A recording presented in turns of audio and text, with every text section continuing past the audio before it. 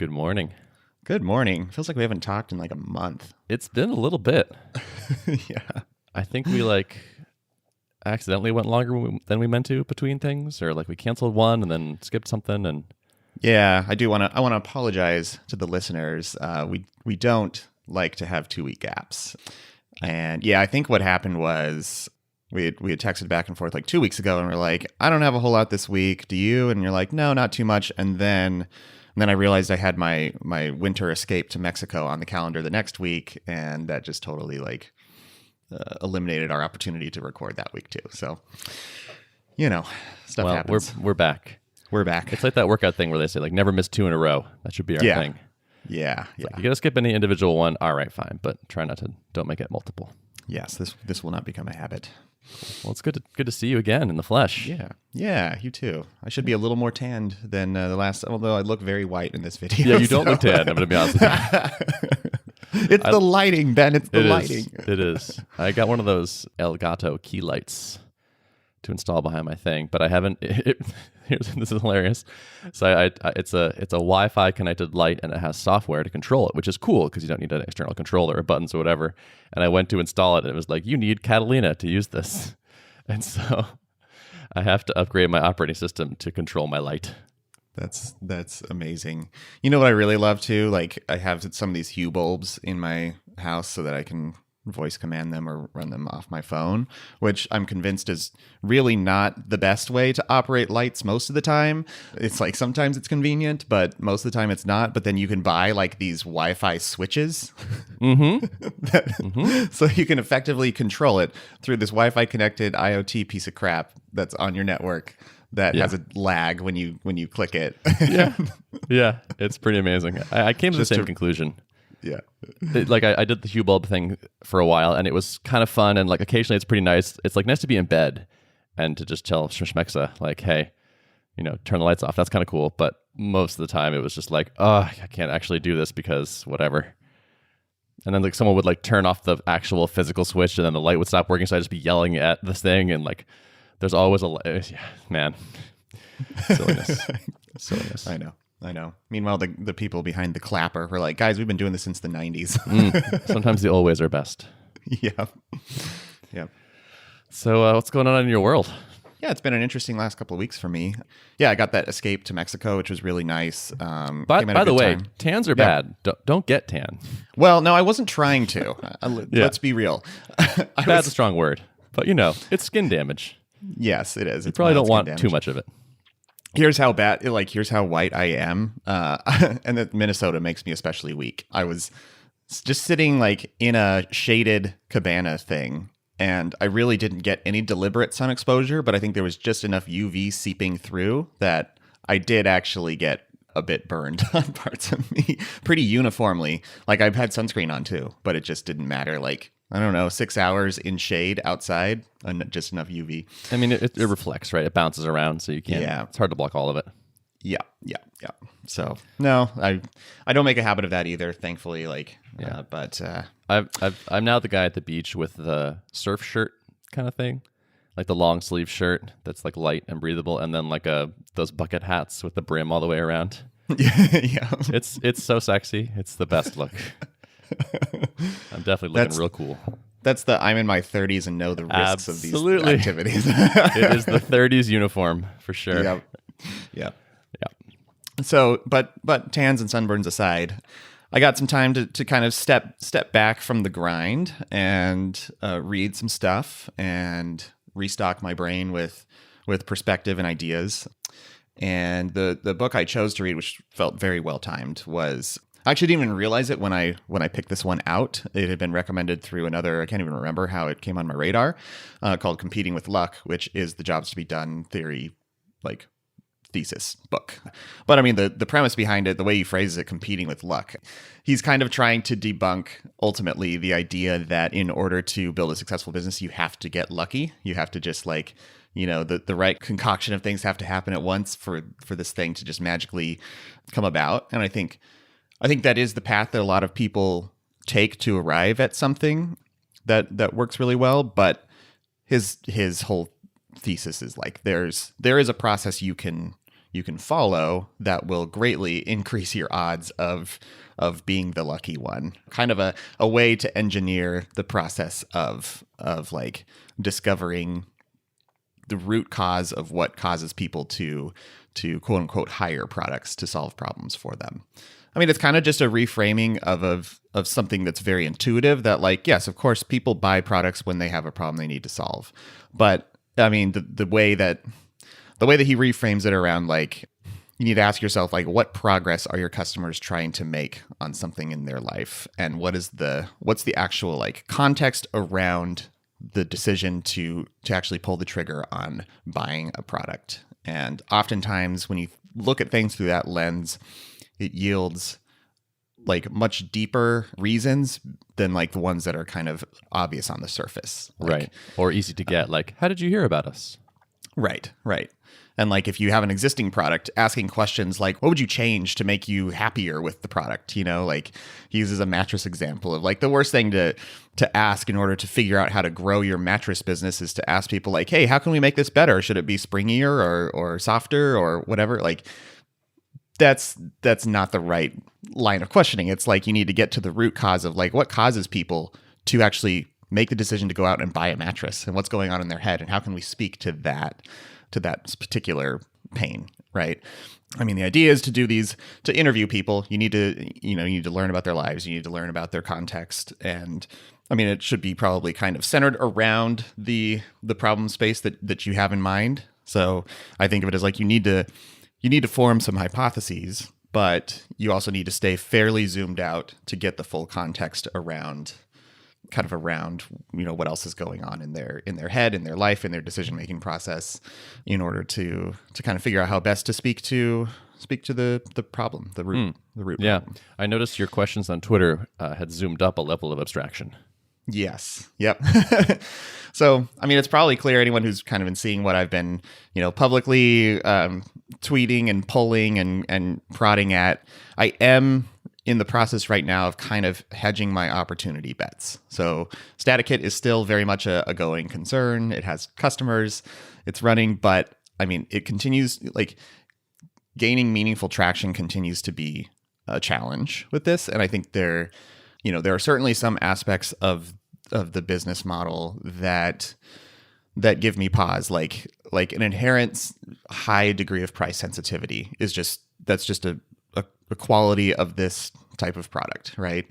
The fact that there are lots of different options kind of speaking to the same value proposition. And I think I have some unique twists on it that make it particularly nice, but is that enough? Or is it like, well, really, I don't care about your unique twist that much, and I'm just going to go with the $4 a month thing? Like, it's a lot of kind of race to the bottom type competitiveness in the space. And I think my goal all along has been to break out of that and to kind of take the innovation in this, like, what's the next step beyond just basic form endpoints that this group of people needs, and like getting that confidence in like how can I make this more valuable for people has proved like I still don't have clarity on that. And this is very much a process, like the jobs to be done thing. If StaticKit is going to move forward and gain traction and gain product market fit, like that's what I need clarity on for that business, right? And so I am sort of splitting my efforts between trying to like get to the underlying jobs behind why people hire StaticKit for things, and then also kind of doing some exploration in separate spaces, because I've just really become convinced that like this is the single most important thing to get right out of the gate, is like fundamentally identifying who are the people that are looking to make progress on something, and how can you speak directly to that. My hope is that I know that SaaS always takes a long time, or takes longer than you want it to take, right? But my hope is that by being very deliberate in this phase and really kind of engineering this process of identifying these jobs, that you can skip some of the hard stuff at the beginning and get kind of closer to product user fit or product market fit, or whatever you want to call it. Totally. Yeah. And hopefully like building a thing that people are more, that is like less of a nice to have and more of like, yeah, this is actually like a real thing that I want to solve. I care about this enough this week to suffer some pain of onboarding or whatever it might be. Yeah, and like another thing that just is true about StaticKit, that it is someone has pointed this out to me. It's a thing that a lot of people certainly feel like they can just build themselves, and they can, and the kind of natural path for the tricky part about inserting yourself as a developer tool in a developer's tool chain is that they will reach the point, either they're not thinking rationally about it on the build versus buy equation, and they're just like, nah, I'm just going to build this, or they want to geek out of it, like this is a quote unquote easy task for them to to spend their time on, to procrastinate on a harder task, right? Or inevitably, if they get to the point where they want complete control and flexibility, ultimately they want to own all the code in this process, maybe. It's like if the project gets interesting enough and high value enough, then people are kind of likely to go roll their own anyways in a custom setup. And so how do you keep your product, those are the people it's most valuable for, but then how do you make it compelling enough so that they're still wanting to use your thing and not just, ditch it once they're ready to kind of go for real. Totally. Have you read the Paul Graham essay about schleps? I probably have, but remind me what. Schlep is a Yiddish word for like a painful journey, or like a thing that's annoying to do. And his theory was basically like a good product basically has to do a schlep for you. It has to sound like a schlep from the outside to actually be a good idea. And like static form endpoints sounds a little bit like, ooh, that could be fun. I could see how you would do this, and I could think of some interesting ways to do this. But you actually probably need to build something that sounds like, oh God, I do not want to be responsible for doing X. Yes. Yep. Yeah, so it's like you have to decide what schlep sounds good to you that you would enjoy working on for a while. Right, because you have to take that on and do the schlep yourself. Yeah, if you don't schlep, it's not going to be that useful because you're not saving someone the schlep. So yeah, you guys had to learn Swift and C and all the Rust and all these like gnarly things, and like, yes, indeed. And yet you conquered it, and now like no one thinks, like, I love Tuple for this illustration because like no one thinks I'm going to just go ahead and roll my own remote pair programming tool. Yes. Like you would never think about doing that. So it is good for that reason for sure. Yeah. So I think that was sort of like one of my thoughts about StaticKit was just like there's not enough of a schlep there maybe to be like to scare someone away from it basically. Yeah. Nope. That's a really good point. So, I mean, I can say broadly, like the area that and this comes as no surprise if you've seen my tweets, like I'm getting at kind of the realm of managing your time and your calendar and your productivity. And, one thing I learned from the level time period is that there is a lot of pain around that from a lot of different angles for a lot of different people. There's, and certainly different segments manage it differently. Individual contributors, makers on teams have a completely different type of schedule than managers, and who have a different schedule than kind of founders and leaders who are kind of wearing many hats and dabbling in kind of maker stuff and in managerial type stuff. And so I think there's unique challenges for each of these groups, and there's potentially always room for kind of an innovation in this realm. And I think a lot of tooling that is around schedule management and calendaring is very broad, very general. And what that says to me is there might be some opportunity to niche down a bit into still a very large niche, but a niche nonetheless, who has kind of more unique demands or is trying to make progress on things in a way that a general purpose tool is not really helping them do that. And so that's kind of the angle that I'm exploring. Cool. I'm excited to see what happens there. Yeah.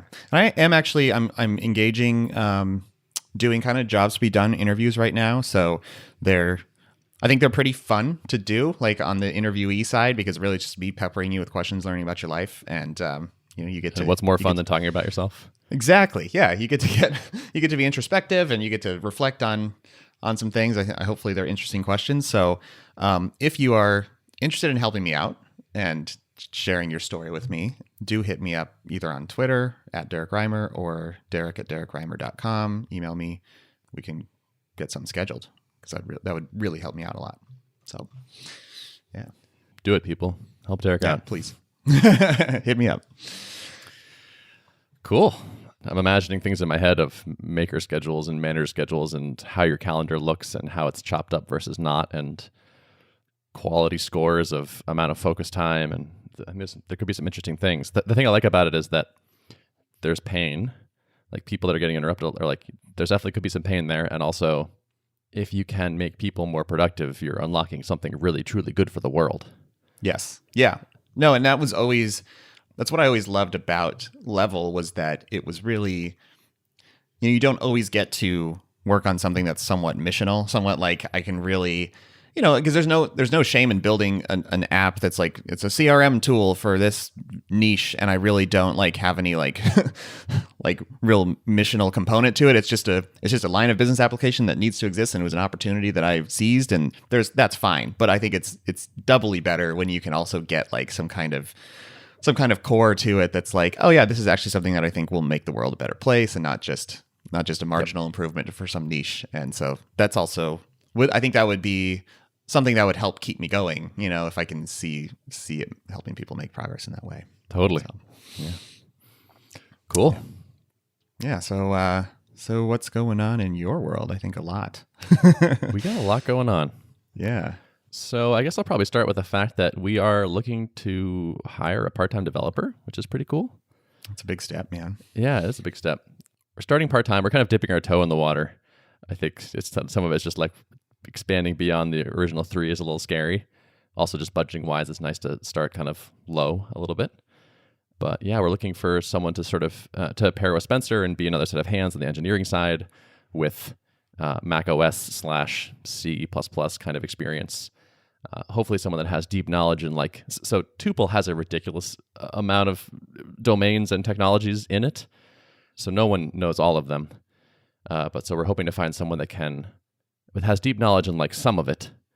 Like maybe he's really great at C++ or like knows a ton about real-time streaming or is a WebRTC expert or something, like sort of really deep on something, and then has like some experience with the rest. So we can kind of like level up Spencer and increase the team's knowledge and then also be, productive on the other parts.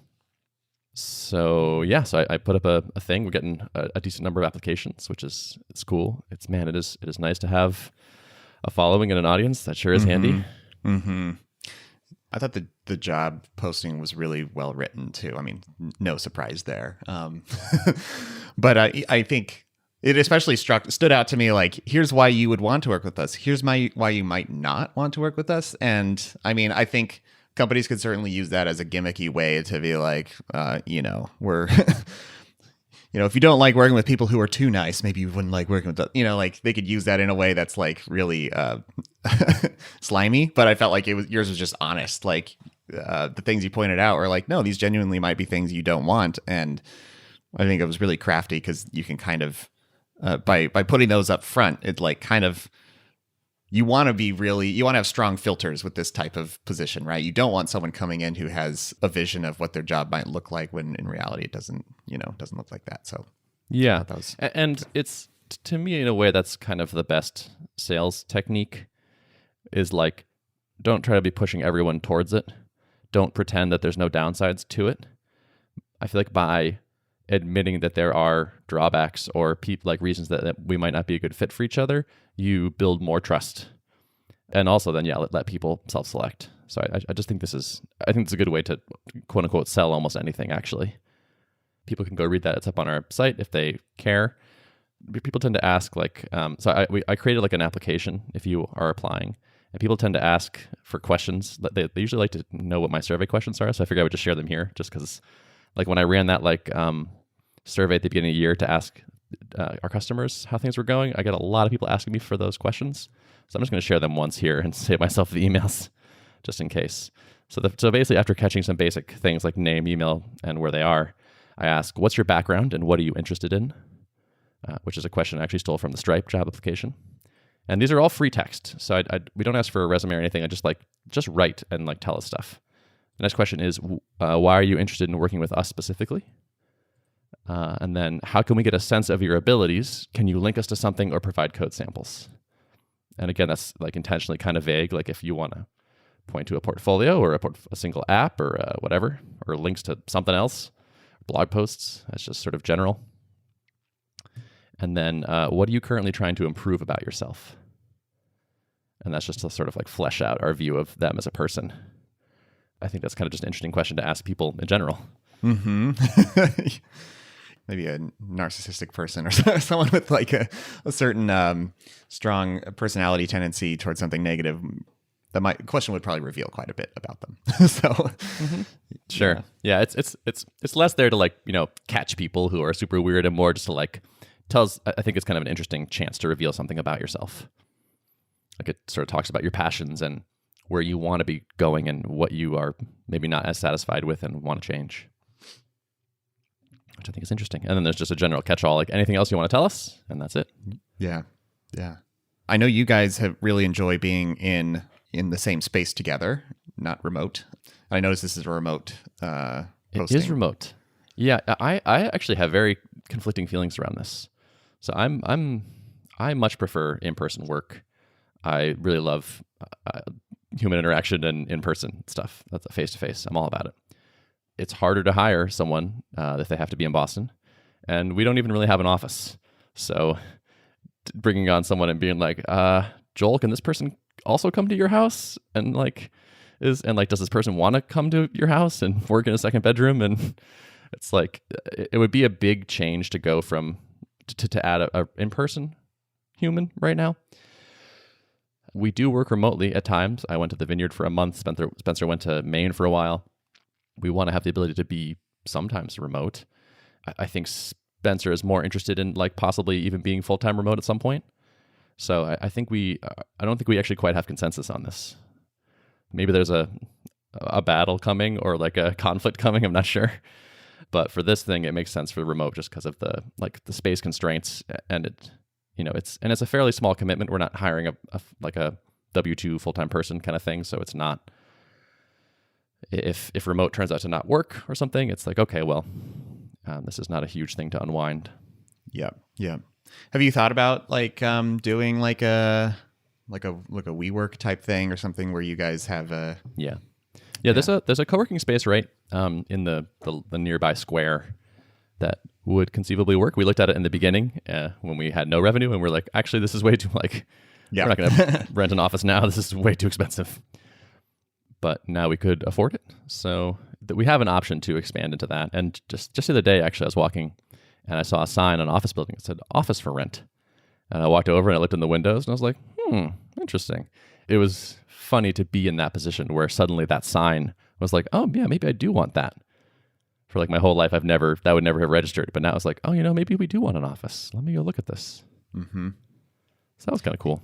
Yeah, it was a fun moment when when Drip officially had our first office, and it was there was a lot of energy in the building because it was a bunch of small tech companies kind of taking over this. It was not a particularly nice building. This is the the VO.1 for what became a much nicer building in Fresno back when we were there. But it was cool to be around other people doing kind of cool tech stuff, and we were in this tiny little office. Our chairs would knock into each other when we rolled them back, but there was something very quaint about that, and I always have fond memories of coming into the office, and it just, I don't know, something about it felt different than meeting on Rob's back porch, which was fun. But yeah, I could see that. It feels more like you're like, all right, I'm going to work. This is a business. We're doing business things. Yeah, it feels like progress or something. I don't know.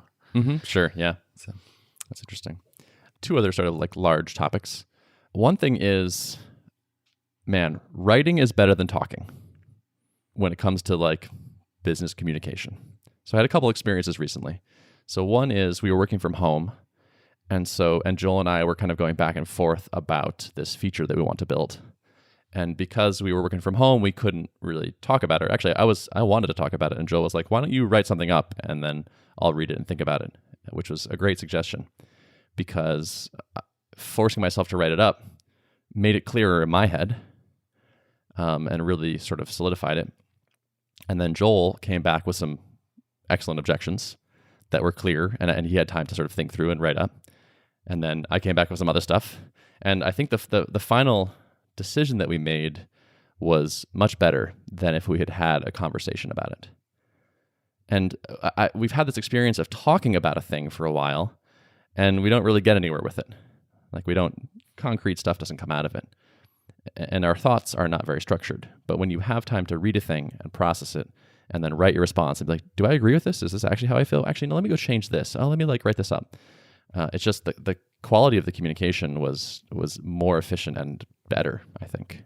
Yeah. And I think a trap that a lot of people fall into, because I recognize this in myself, where like, should this be an email chain or should we just hash this out real quick, quote unquote, real quick in person? And I think I a lot of times have the perception that like it's going to just be faster and more efficient to talk about this than do it over writing. But in reality, I mean, if you think about it, you're compressing your ability to think things through in the back and forth into a stretch of seconds as opposed to minutes or hours. And then there's no like durable artifact. Like other people, it's harder for people to like catch up on that thing or for you to refer back to it. When like procurement people reach out to me or sales things reach out to me now, often they're like, how do we connect? Like, should we do a call? And that seems to be the default in the sales world. And maybe that makes the most sense because like face-to-face interaction builds more affinity and that helps you build trust and all that. So this might be a bit of a special case. But I notice when I say, I'm happy to do a call, here's my Calendly, but if you have specific questions, I'm happy to answer them here. And usually what I find is they have 2 questions. The default and what feels easiest is like, let me talk to this person. And I think the reason is like you don't quite know what your questions are yet. You just have this like, I want to accomplish this goal. Let me go talk to a person who can help me. But if you take the time to like sit and be like, what actually are my questions? There's fewer of them. And I've experienced this also with security assessments. So we've gotten very busy lately. And so when people send me these like giant security questionnaires, I've been saying, hey, to be honest, like we're very swamped right now and we're a small team. Here's our security page. If your security folks have questions that aren't answered here, I'm more than happy to answer them. Just let me know, and then I'll update the doc too. And what I find is people will send me a security questionnaire that has probably 120 questions on it, free text. And when I do this move, their security person will come back with like 8 things, 6 of which are usually already on our security page. It's easy to make someone else think about the things, but being forced to like, what do I actually need to know? What actually has to happen here? It's a little bit like a call kind of just pushes the work into this amorphous thing that you both are then doing versus here's a written version of this. Yeah. Yeah. No, and I think it's that fallacy of like it feels like, oh, let's just deal with this synchronously and this will be more efficient. But in reality, it's like, doesn't give people a chance to think, and it doesn't give you a chance. Like if you just take a second to assess, like what information have I been provided? What information do I need filled in? It is actually more efficient. And the questionnaire is maybe not the best example because it is written. So kudos to like actually having a written version. That's nice, right? Then I can do it asynchronously. But just this, I'm sort of thinking this in general as like writing versus talking, but also kind of saying no by default. Like I'm trying to be a little bit more guarded with my time. So it's like if I can skip a call and have it be an email, or skip a giant security assessment and have it be an email, these are worth real benefits to the business. And so I try at least, and a lot of times it seems to be working. Mm-hmm. Yeah. I think that's good. And that's like the Amazon thing too. Like before they go into meetings, you have to do like a write-up, right? And that's right. Yeah, you can't bring an issue to like the leadership team unless it is in the form of a written memo. And so the meeting starts with everyone reads the memo and then they make a decision. Because even if you're reading it in the meeting, it's more efficient than discussing it live. Yeah, because someone has taken the time to like really flesh it out and provide all the data you might want to know and put it into a coherent thing. Yeah. I mean, that's how I function best, getting my thoughts transmitted to people. I feel like, I mean, I've been in a fair number of meetings, did a lot of meetings back after the Drip acquisition, when there was just a lot of stakeholders to gather together in the room and talk about stuff. And I'm not one who is like extremely vocal in meetings usually, because I'm taking in all this information that's just flying around. And like, for me, it would be much nicer if I could just like get this in writing, be able to digest it and respond in kind. That definitely aligns with how I think. And so I feel like I'm often not utilizing all of my problem solving capability when it's all just totally. Well, you sort of can't, right? Like, no, you need to let your subconscious chew on it and kind of walk around and let your brain process it. And if you're in a synchronous conversation, you don't have that time. Yeah. Actually, one of the best calls I think I did was when I was considering leaving my job, and I was actually reached out to Rob, and I was like, hey, can I talk to you about a thing I'm thinking about doing? And he was like, sure. And so he scheduled a time. And the evening before the call, I sat down and I wrote up, like, here's my situation, and here are like 3 questions I have for you. And I sent it over. And then when the call started the next day, he was like, thank you so much for doing that. That was really useful. I had a chance to kind of like noodle on these overnight.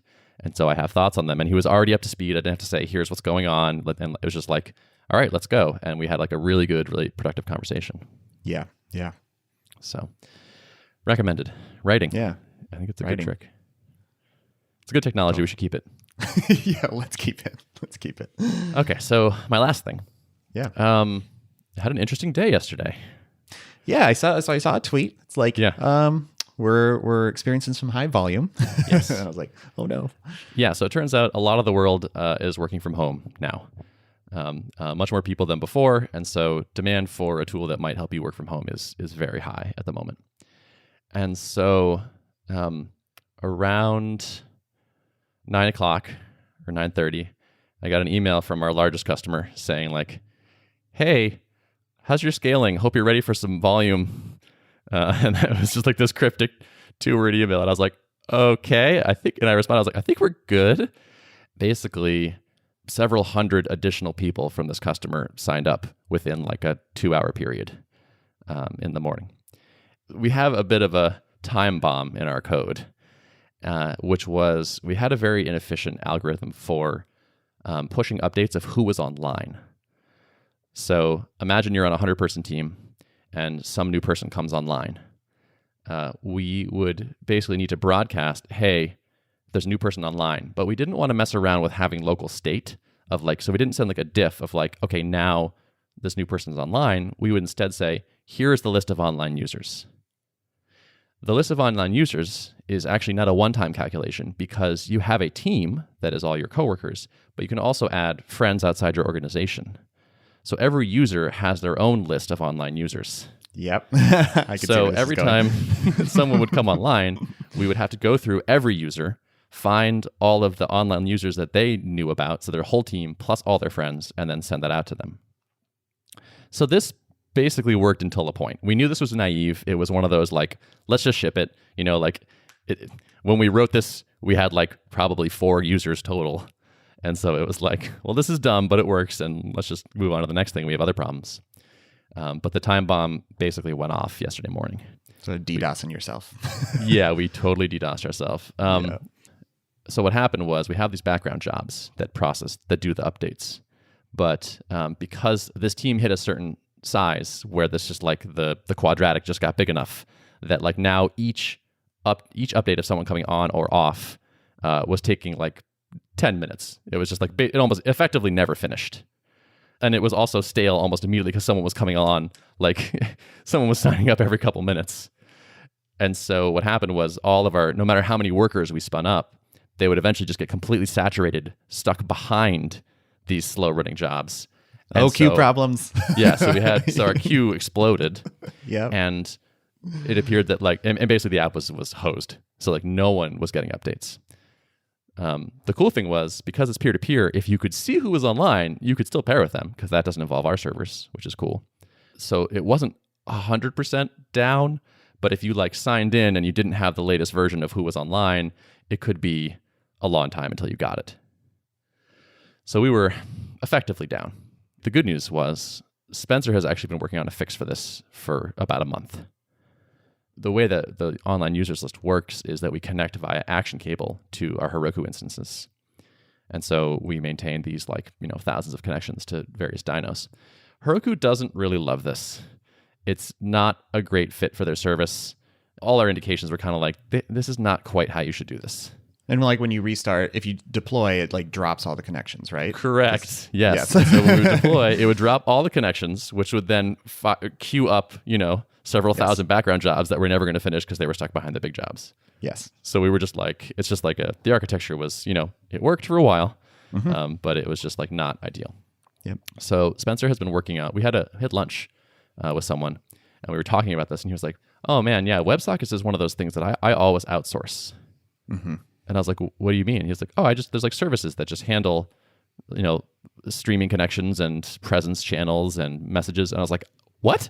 Yeah. Yep. So it turns out there's just things that just do this. So we looked at a couple and we ended up moving forward with this company called Ably, which literally just does this.